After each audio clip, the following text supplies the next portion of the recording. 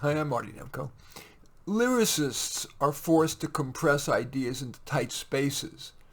Yet those lyrics have to be powerful enough to stand out above the music. So it's not surprising that lyrics contain important, concise messages. Well, here are some, drawn from my favorite musical genre, musical theater, that are likely to be of particular interest to Psychology Today readers where the text version of this will appear, I hope.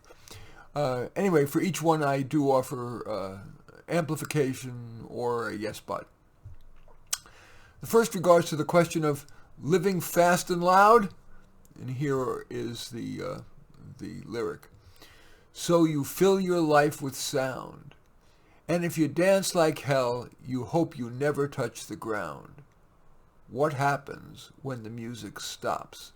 That's from something called Bear. It's a pop opera.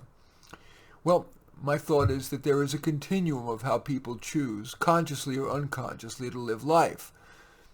Even both extremes have rational justification. The fill your life with sound rationale, or the rationale for filling your life with sound, is why worry now? Squeeze as much pleasure as possible while you can.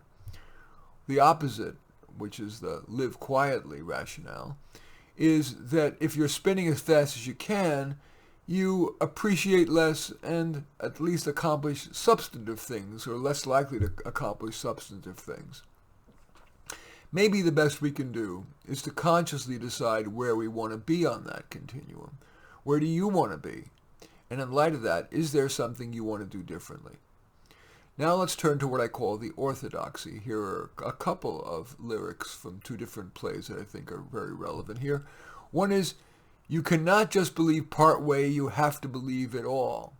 That's from the Book of Mormon.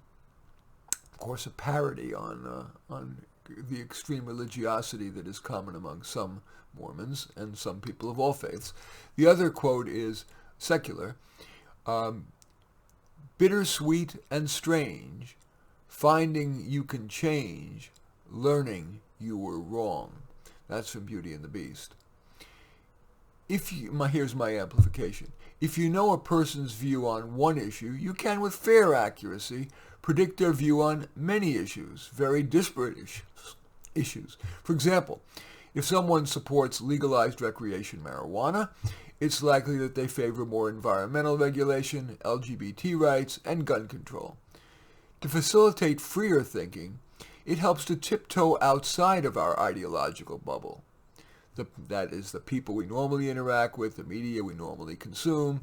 For example, the aforementioned person might benefit from reading Reason. It's a website and magazine.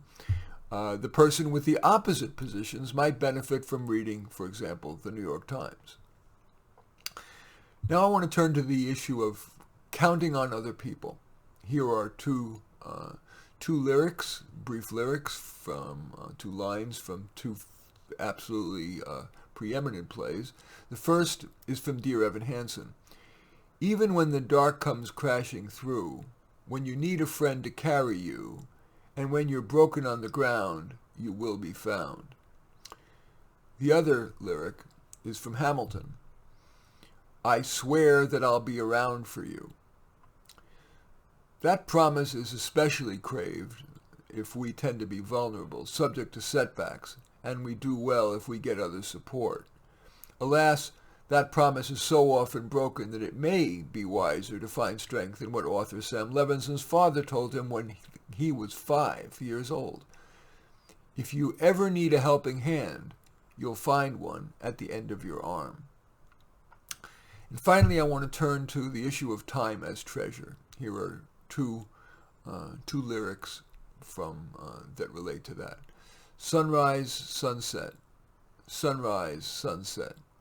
Swiftly fly the years, one season following another, laden with happiness and tears. From Fiddler on the Roof. The other is from Pippin.